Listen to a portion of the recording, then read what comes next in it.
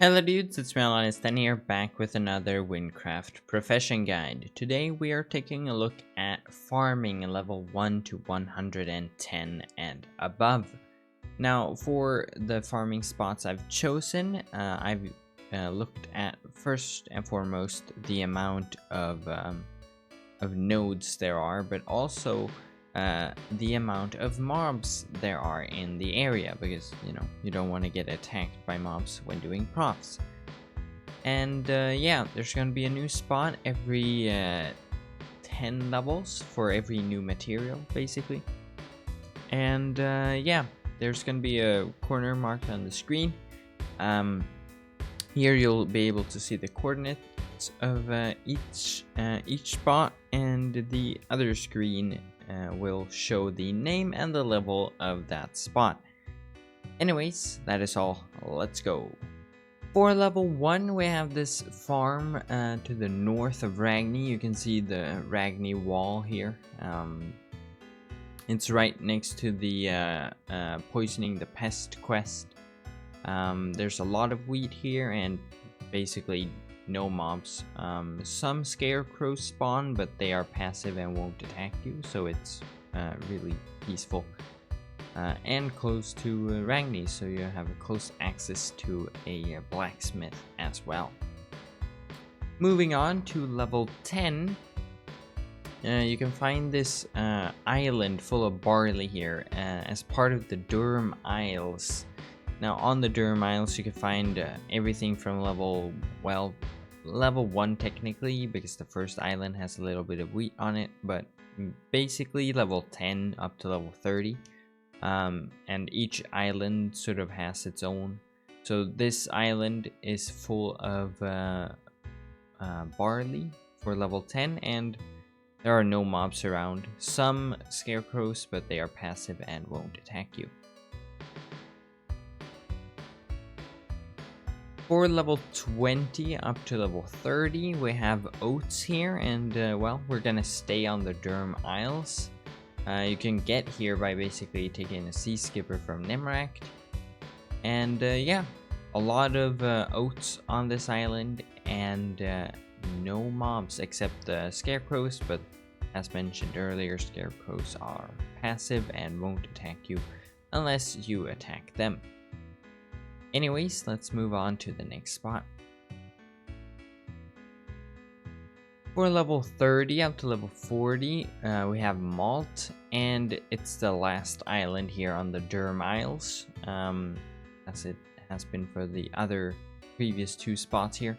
But yeah, no mobs around here, a lot of malt to farm, and yeah, you can get here by just taking a sea skipper from Nemract. Anyways, on to the next spot.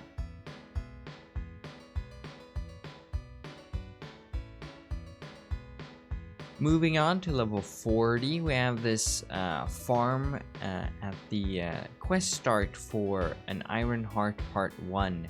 Here you can find a lot of hops, and generally there are no mobs in this area. There can spawn some goblins on the roads here, and they can aggro on you if you walk here and then follow you, but no mobs spawn in the area when you're here. For level 50, we have this rye farm in the middle of the Olux swamps. There are some mobs that spawn here.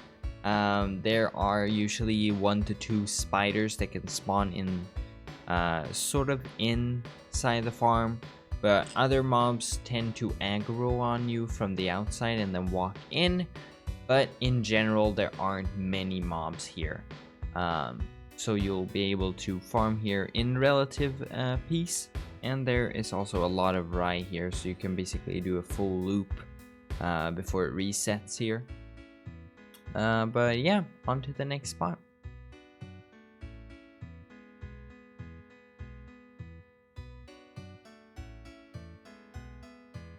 For level 60, we have this farm at the edge of the Candor Forest. Here you'll be able to find a lot of millet, and it's basically just down the road and then one right turn away from Sinfras. And yeah, so you have it close to a city with a blacksmith as well. Sometimes werewolves can spawn on the Candor Road and then aggro on you. But in general, it's a really peaceful farm here. But yeah, on to the next spot. Moving on to level 70, we're gonna stay in the same farm as previously actually. Because the millet is sort of in the center of the farm, and then you have all these decay roots on sort of the outer loop that you can walk here. And yeah, as mentioned before, the only mobs are sort of werewolves that spawn in the Candor Forest outside of the farm and then aggro on you if you get close to the edge. But in general, it's a peaceful farm and there's a lot of decay roots as well. On to the next spot.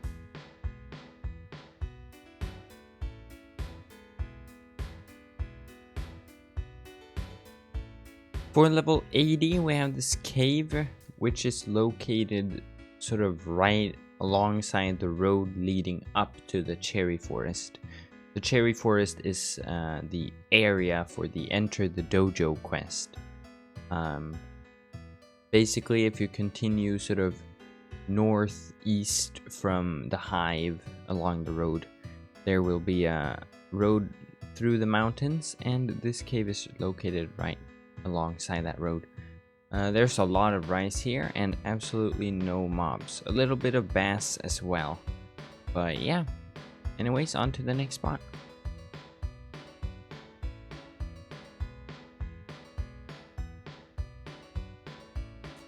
Moving on to level 90, we have this Corcus farm here.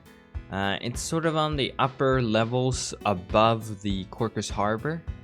It's in this sort of housed area, so there aren't really any mobs here. But yeah, there is a lot of sorghum here, and the reason why I picked this spot is because it has basically the least amount of mobs that I could find. Sometimes the golden avia can spawn above you, but that's only one mob. There is a grind cave underneath the farm basically. And on rare occasions, one bandit can sort of glitch spawn above ground instead of the cave underneath it. But in general, it's really peaceful and super close to Corcus as well. Anyways, on to the next spot. For level 100, we have this hemp farm here in the Sky Islands. It's basically the first island you get to when you take the road from Roderock into the Sky Islands. There's a lot of hemp here, and no mobs at all. No mobs spawn on this island, so you'll be able to farm here in peace. And yeah, on to the next spot.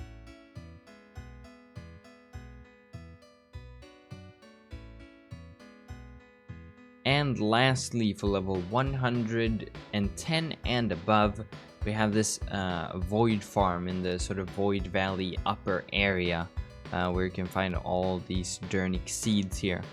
In this area, in this upper part of the Void Valley, there are no mobs, so sometimes mobs from the toxic caves can sort of aggro on you and follow you along, but in general, no mobs. Okay, that was it for my farming level 1 to 110 guide. I hope you guys all enjoyed this video. Make sure to leave a like and a comment down below.